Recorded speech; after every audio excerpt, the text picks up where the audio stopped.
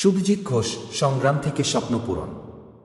গ্রামের এক কোণে জন্মেছিল এক দরিদ্র পরিবারের ছেলে শুভজিৎ ঘোষ। ছোটবেলাতেই জীবনের কঠিন রূপ দেখে ফেলেছিল সে।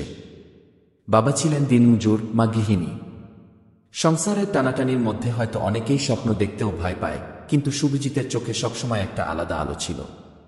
ছোটবেলা থেকেই ওর ভীষণ শখ ছিল বই পড়া আর নতুন জায়গা দেখা।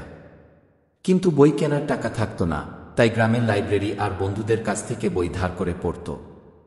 স্কুলের টিফিনের টাকা বাঁচিয়ে কখনো পুরনো বই কিনত, কখনো ট্রেনে উঠে ভ্রমণের স্বপ্ন দেখত। বয়স বাড়ার সাথে সাথে তার সংগ্রামও বাড়তে থাকে।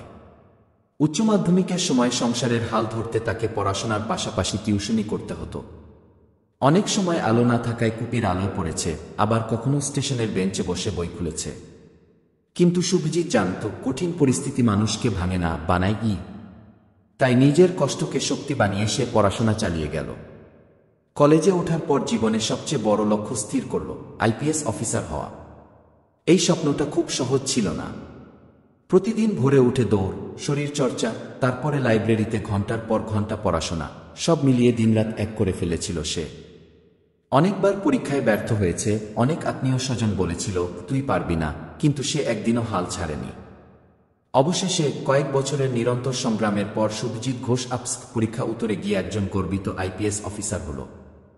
আজ তার গ্রাম, তার পরিবার, এমনকি যারা একসময় তাকে নিয়ে হাসাহাসি করেছিল, সবাই গর্ব করে বলে, শুভজিৎ আমাদের গ্রামের ছেলে, সে আজ দেশের সেবায় নিয়োজিত।